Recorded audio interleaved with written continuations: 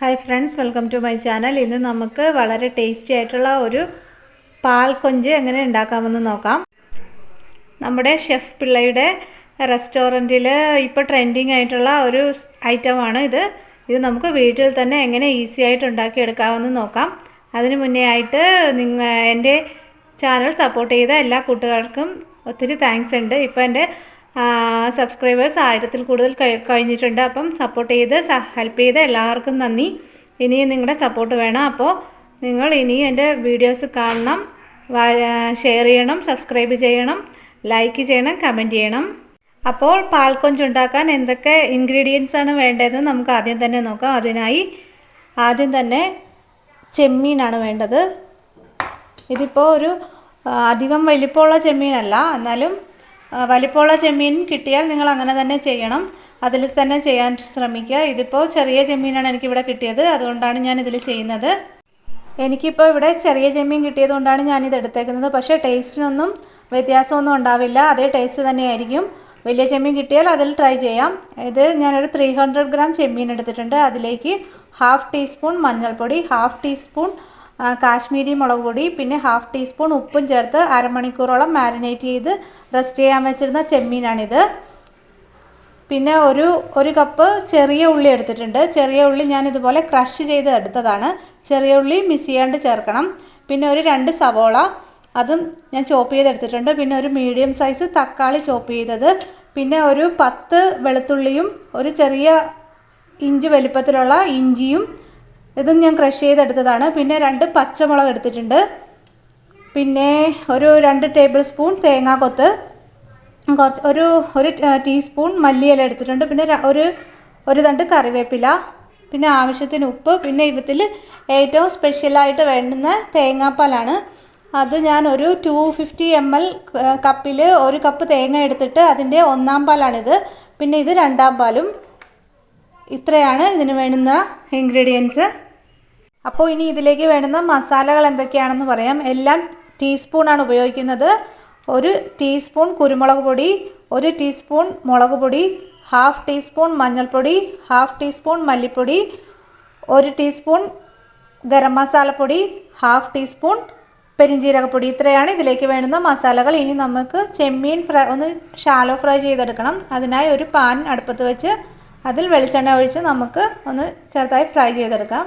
ഞാനിവിടെ ഒരു ഫ്രൈയിങ് പാനിൽ കുറച്ച് വെളിച്ചെണ്ണ ഒഴിച്ചിട്ടുണ്ട്. ഇനി വെളിച്ചെണ്ണ ചൂടാകുമ്പോഴേക്കും നമുക്ക് ചെമ്മീൻ ഫ്രൈ ചെയ്തെടുക്കാം. വെളിച്ചെണ്ണ തന്നെ ഉപയോഗിക്കാൻ ശ്രമിക്കുക, കാരണം ഇത് വെളിച്ചെണ്ണയിൽ ഉണ്ടാക്കുമ്പോഴാണ് നല്ല ടേസ്റ്റ്. വെളിച്ചെണ്ണ നന്നായി ചൂടായിട്ടുണ്ട്. ഇനി നമുക്ക് ഈ ചെമ്മീൻ ഇട്ട് കൊടുത്ത് ഒന്ന് ചെറുതായിട്ട് ഫ്രൈ ചെയ്തെടുക്കാം.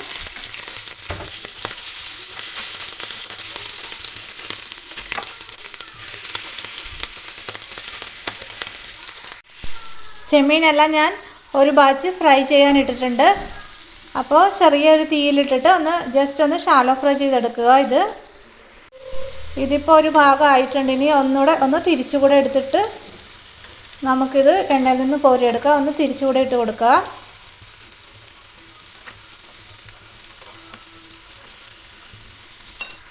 ഇപ്പോൾ നമ്മൾ ആദ്യമായിട്ട് ചെമ്മീനെല്ലാം ഏകദേശം റെഡി ആയിട്ടുണ്ട്. ഇനി ഞാൻ ഇത് എണ്ണയിൽ നിന്ന് കോരി മാറ്റി ബാക്കിയും കൂടെ ഫ്രൈ ചെയ്തെടുക്കുക. അധികം ഫ്രൈ ആയി പോവരുത്, അപ്പോൾ ഒരു ഹാർഡായിട്ടുണ്ടാവും ചെമ്മീൻ.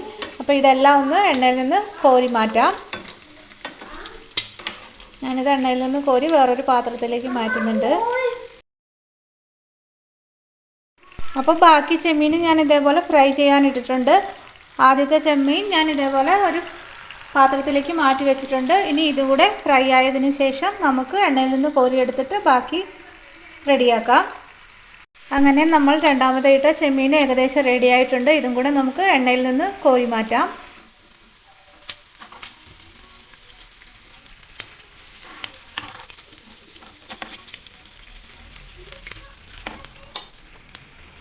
ചെമ്മീനെല്ലാം ഫ്രൈ ആക്കി എടുത്തിട്ടുണ്ട്. അങ്ങനെ ഇനി നമുക്ക് വേറൊരു കടായി അടുപ്പത്ത് വെച്ച് ഇനി ബാക്കി ഉള്ളിയെല്ലാം വഴറ്റി ഇത് റെഡിയാക്കി എടുക്കാം.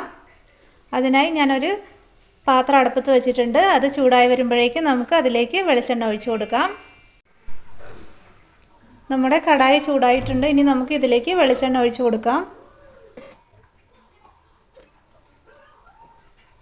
ഞാനിവിടെ ഒരു 2 ടേബിൾ സ്പൂൺ വെളിച്ചെണ്ണ ഒഴിച്ചു കൊടുക്കുന്നുണ്ട്.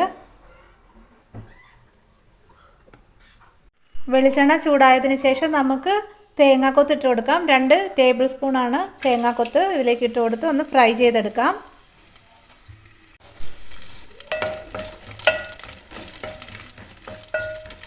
തേങ്ങാക്കൊത്തൊന്ന് ഫ്രൈ ആയി വരുമ്പോഴേക്കും നമുക്ക് ഇതിലേക്ക് ഇഞ്ചി വെളുത്തുള്ളി ക്രഷ് ചെയ്തത് ഇട്ട് കൊടുക്കാം. തേങ്ങാക്കൊത്തൊന്ന് ഫ്രൈ ആയി വന്നിട്ടുണ്ട്. ഇനി നമുക്ക് ഇതിലേക്ക് ഇഞ്ചി വെളുത്തുള്ളി പേസ്റ്റ് ഇട്ട് കൊടുക്കാം. ക്രഷ് ചെയ്തത് അല്ലെങ്കിൽ പേസ്റ്റ് ആയാലും കുഴപ്പമില്ല.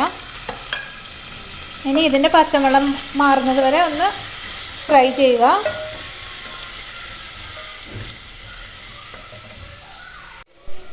ഇഞ്ചിയുടെ പച്ചമണം മാറിയതിന് ശേഷം നമുക്കിതിലേക്ക് ചെറിയ ഉള്ളി ക്രഷ് ചെയ്തത് ഇട്ട് കൊടുക്കാം.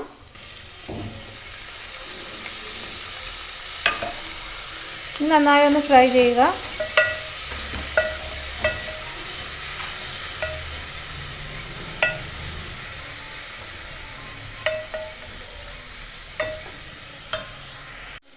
ഇനി നമുക്ക് സവോള ചോപ്പ് ചെയ്തതും കൂടെ ചേർത്ത് കൊടുക്കാം.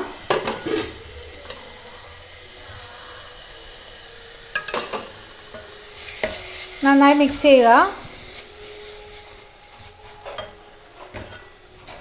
ഒരു ഗോൾഡൻ ബ്രൗൺ കളർ ആകുന്നത് വരെ ഒന്ന് ഫ്രൈ ചെയ്ത് കൊടുക്കാം.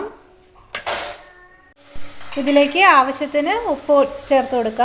ഇനി ഇതിലേക്ക് 2 പച്ചമുളകും കറിവേപ്പിലയും കൂടെ ചേർത്ത് കൊടുക്കുന്നുണ്ട്. നന്നായി മിക്സ് ചെയ്യുക. ഉള്ളിയെല്ലാം നന്നായി വഴണ്ട് വന്നിട്ടുണ്ട്. ഇനി അതും കൂടെ ചേർത്ത് നന്നായി മിക്സ് ചെയ്യുക. നന്നായി മിക്സ് ചെയ്തതിന് ശേഷം ഇനി നമ്മൾ ചോപ്പ് ചെയ്ത് വെച്ചിരിക്കുന്ന തക്കാളി ചേർത്ത് കൊടുക്കാം. തക്കാളിയും ചേർത്ത് നന്നായി ഒന്ന് മിക്സ് ചെയ്യാം. ഇനി തക്കാളി ഒന്ന് വാടി വരുന്നത് വരെ ഒന്ന് വഴറ്റിയെടുക്കുക. തക്കാളി എല്ലാം നന്നായി വെന്ത് വന്നിട്ടുണ്ട്. ഇനി നമുക്ക് ഇതിലേക്ക് മസാലകളെല്ലാം ചേർത്ത് കൊടുക്കാം. മുളക് പൊടി, മഞ്ഞൾപ്പൊടി, പെരിഞ്ജീരകപ്പൊടി, കുരുമുളക് പൊടി, മല്ലിപ്പൊടി ഇതെല്ലാം ചേർത്ത് കൊടുക്കാം.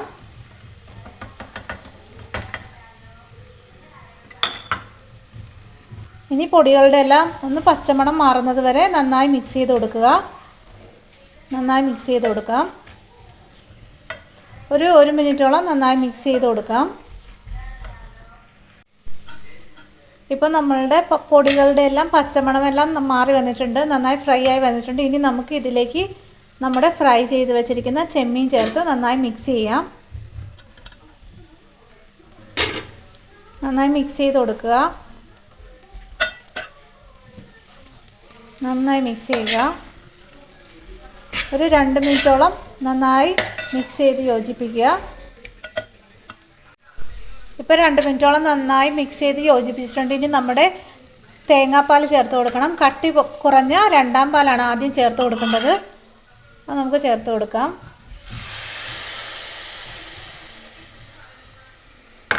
ഇനി ഒന്ന് നന്നായി മിക്സ് ചെയ്യാം. നന്നായി മിക്സ് ചെയ്ത് ഇതൊന്ന് മൂടി വെച്ചൊന്ന് വേവിച്ചെടുക്കാം. ഈ വെള്ളം ഒന്ന് വറ്റിച്ചെടുക്കണം. നന്നായി മിക്സ് ചെയ്ത് യോജിപ്പിച്ചതിന് ശേഷം 1 മിനിറ്റ് നമുക്ക് മൂടി വെച്ച് വേവിക്കാം. ഇത് 1 മിനിറ്റ് മാത്രം മൂടി വെച്ച് വേവിക്കാം. ഇനി നമുക്ക് മൂടി തുറന്ന് നോക്കാം. ഇപ്പോൾ 1 മിനിറ്റോളം കഴിഞ്ഞിട്ടുണ്ട്. ഇപ്പം നമ്മുടെ തേങ്ങാപ്പാലിൽ കിടന്നിട്ട് നന്നായി വറ്റിയിട്ടുണ്ട്. തേങ്ങാപ്പാലെല്ലാം നന്നായി വറ്റി നന്നായി മിക്സ് ആയിട്ടുണ്ട്.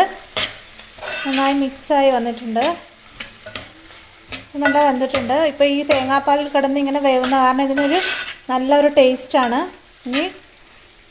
ഇനി നമുക്ക് തേങ്ങയുടെ ആദ്യത്തെ പാൽ ചേർക്കാവുന്നതാണ്. കട്ടിയുള്ള പാൽ ചേർക്കാം. തേങ്ങയുടെ 1ാം പാൽ ചേർത്ത് കൊടുക്കാം. കട്ടിയുള്ള. നന്നായി മിക്സ് ചെയ്തതിന് ശേഷം തീ ഓഫ് ചെയ്യാൻ. തിളപ്പിക്കേണ്ട. നന്നായി മിക്സ് ചെയ്യുക. തേങ്ങാപ്പാൽ ചേർത്ത് ഞാനിത് തീ ഓഫാക്കിയിട്ടുണ്ട്. ഇനി ഇത് തിളപ്പിക്കണ്ട. ഇതെല്ലാം ആയിട്ടുണ്ട്. ഇപ്പോൾ ഇനി കുറച്ച് കറിവേപ്പിലയും കുറച്ച് മല്ലിയിലയും കൂടെ ചേർത്തിട്ട് നമുക്ക് സെർവ് ചെയ്യാവുന്നതാണ്. കുറച്ച് കറിവേപ്പിലയും കുറച്ച് മല്ലിയിലയും നമുക്ക് ഇത് ചേർത്ത് കൊടുക്കാം അവസാനം. ഇപ്പം നമ്മുടെ ടേസ്റ്റി ആയിട്ടുള്ള പാൽക്കൊഞ്ച് റെഡി ആയിട്ടുണ്ട്. ഇനി നമുക്ക് ഇത് സെർവ് ചെയ്യാവുന്നതാണ്. അപ്പം നമ്മുടെ ടേസ്റ്റി ആയിട്ടുള്ള പാൽക്കൊഞ്ച് ഞാനൊരു സെർവിങ് ബൗളിലേക്ക് മാറ്റിയിട്ടുണ്ട്. അപ്പം നമ്മുടെ ഷെഫ് പിള്ളച്ചേട്ടൻ്റെ കടയിൽ കിട്ടുന്ന അതേ ടേസ്റ്റിലുള്ള പാൽ കൊഞ്ചാണിത്. അപ്പോൾ നിങ്ങളെല്ലാവരും വീട്ടിൽ ട്രൈ ചെയ്യണം.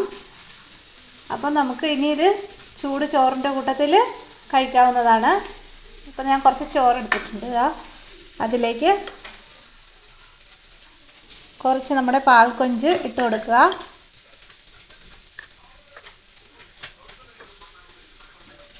പിന്നെ 2 മത്തി പൊരിച്ചത്, നമ്മുടെ മലയാളികളുടെ ഇഷ്ടവിഭവമായ മത്തിയും കൂടെ ഉണ്ടെങ്കിൽ നമുക്ക് ചോറ് കഴിക്കാം, വേറെ ഒന്നും വേണ്ട. അപ്പോൾ നിങ്ങൾ തീർച്ചയായും ട്രൈ ചെയ്യണം, എന്നിട്ട് തന്നെ ഫീഡ്ബാക്ക് അറിയിക്കണം. പിന്നെ എൻ്റെ വീഡിയോ ഇഷ്ടമായ ലൈക്ക് ചെയ്യണം, ഷെയർ ചെയ്യണം, സബ്സ്ക്രൈബ് ചെയ്യണം, കമൻറ്റ് ചെയ്യണം. പിന്നെ ഇതുവരെ സബ്സ്ക്രൈബ് ചെയ്ത് സപ്പോർട്ട് ചെയ്ത എല്ലാവർക്കും ഒത്തിരി താങ്ക്സ്. അപ്പോൾ ഇനിയും നിങ്ങളുടെ സപ്പോർട്ട് വേണം. അപ്പോൾ തീർച്ചയായും നിങ്ങൾ ഈ വീഡിയോസ് എല്ലാം കണ്ട് ഇതെല്ലാം ഒന്ന് വീട്ടിൽ ട്രൈ ചെയ്ത് നോക്കണം, എന്നിട്ട് ഫീഡ്ബാക്ക് അറിയിക്കാൻ മറക്കരുത്. പിന്നെ ഇനി മറ്റൊരു വീഡിയോ ആയിട്ട് നമുക്ക് വീണ്ടും കാണാം. അതുവരെ താങ്ക് യു.